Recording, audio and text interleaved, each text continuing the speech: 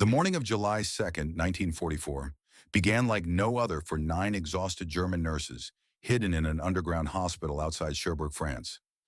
After days in a candlelit warren of stone corridors, Dr. Schwester stepped into the blinding daylight, her white coat draped loosely over her thin frame, hands raised in surrender. Behind her, 8 colleagues followed, silent and pale from long nights treating wounded soldiers with dwindling supplies. Just hours earlier, she had whispered to them that American talk of endless medicine and equipment had to be a trick, propaganda meant to break their morale. But as they emerged from the cave, the quiet efficiency of the American soldiers waiting outside told a different story. Instead of chaos or cruelty, there was calm order and clear respect for the Geneva Convention. The nurses had spent the siege boiling bandages again and again, rationing the last drops of morphine, improvising like field medics from another century. Now they faced an enemy whose medical teams carried more gear than an entire German ward could dream of. The sight alone cracked the first layer of certainty they'd carried through years of war. And this was only the beginning. What awaited them beyond that cave would challenge not just their training, but the very ideology that shaped their lives. Within hours of their capture, the 9 nurses were ushered into an American field hospital and straight into a world they didn't believe existed. Bright electric lights flooded the wards, a sharp contrast to the dim candlelight of their underground cave. Stainless steel instruments gleamed on neatly arranged trays. Rows of supplies, morphine, sulfa powder, sterile bandages, were stacked higher than anything they'd ever seen in a German facility. They watched in stunned silence as American medics replaced bandages after a single use, something the nurses had been told was impossible in wartime. Plasma bottles, carefully typed and refrigerated, were ready for transfusions that the Germans could only attempt through risky direct methods. The Americans spoke of penicillin like it was routine, while in Germany it remained little more than a rumor. The shock wasn't only about technology, it was the ease with which the Americans shared it. Doctors explained procedures without secrecy, inviting questions as if knowledge itself was limitless. Every moment contradicted the propaganda these nurses had absorbed for years, the stories of a weak, undersupplied enemy struggling to keep up. As they moved through the ward, a quiet realization took hold. The enemy's strength wasn't in bluster or brute force. It was in an industrial and scientific capacity so far beyond their own that it made the Reich's boasts sound like desperate fantasy. And yet this was just the opening act.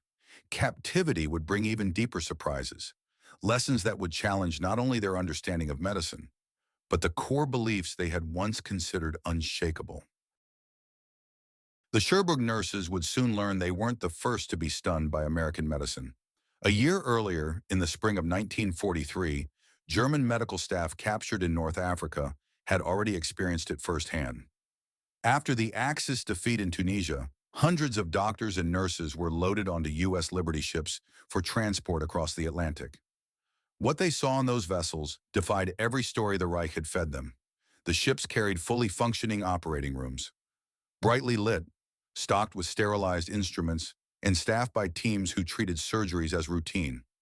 Refrigerated plasma and penicillin were on hand for emergencies, while German hospitals back home still struggled to secure basic anesthetics.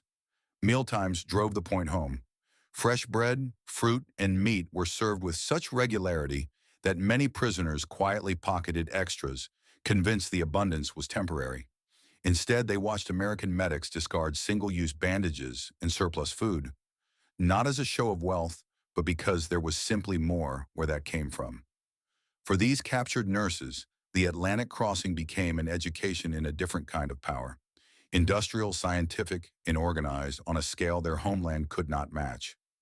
And for the Cherbourg group, who would follow months later, these earlier stories were a warning. Captivity would reveal a world their leaders had insisted could not exist. When the nurses finally arrived in America, the surprises deepened. At camps such as Opelika in Alabama and Glennon General in Oklahoma, the facilities looked less like prison hospitals and more like cutting-edge medical centers. Bright corridors smelled of antiseptic, not smoke or damp stone.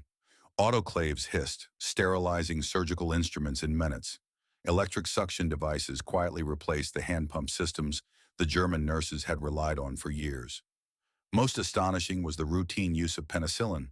What had been a whispered rumor in Europe was here an everyday lifesaver, stopping infections that once meant amputation or death. German nurses watched wounds heal in days instead of weeks, and knew they were witnessing the future of medicine.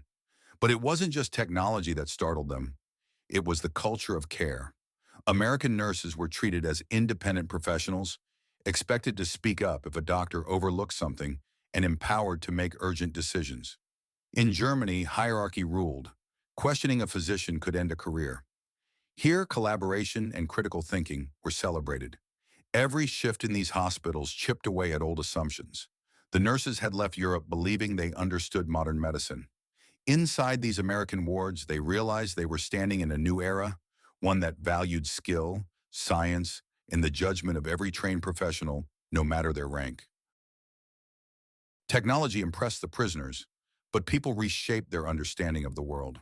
At many camps, skilled African American nurses supervised wards filled with German prisoners, demonstrating expertise and leadership that directly challenged the Nazis' rigid ideas about race.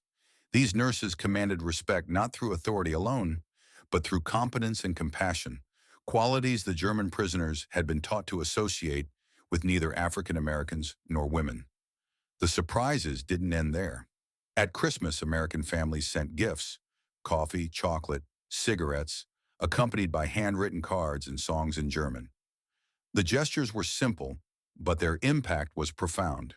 The same nation the prisoners had been told was cruel and degenerate now offered warmth and respect. For the men receiving these gifts, the contrast between ideology and reality was undeniable, a quiet but powerful lesson in humanity.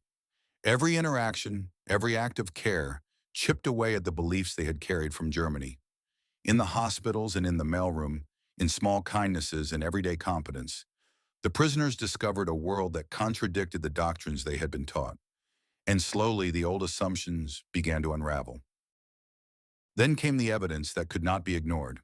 Footage of liberated concentration camps, first-hand testimony from American medical officers, and letters from home confirmed the scale of atrocities. Denial crumbled under the weight of photographs, stories, and irrefutable facts. American instructors led open discussions on medical ethics and patient rights, fostering debate instead of demanding obedience. In these conversations, German nurses confronted a shocking truth. Many of the medical advances they admired had been developed by Jewish scientists, people their government had persecuted, exiled, or murdered. The revelation was both devastating and liberating. It forced the nurses to confront the human cost of ideology and to reckon with the stark difference between the science they revered and the moral blindness they had been taught to accept. In the end, they faced a painful but necessary truth. Skill and knowledge alone were not enough. Conscience mattered as much as competence. When the war ended, the nurses returned home carrying more than memories. They brought knowledge, skills, and a transformed sense of purpose. In a Germany where 60% of hospitals lay in ruins, they introduced American standards, blood banking systems, systematic use of antibiotics, and a focus on patient-centered care. They founded nursing schools that prioritized science and compassion over ideology, reshaping the nation's medical system for generations to come. Decades later, some of these former POWs reflected on their journey with a single resonant truth. Medicine must never again serve politics or hatred. Their transformation, from participants in a brutal regime to advocates for universal healing, demonstrated how firsthand experience can shatter propaganda and open the way for change. The 9 nurses who had stepped from the Cherbourg cave once believed in German superiority. They returned convinced of something far different. True medical excellence is not determined by race or empire, but by science, skill, and the simple, radical principle that every human life deserves care.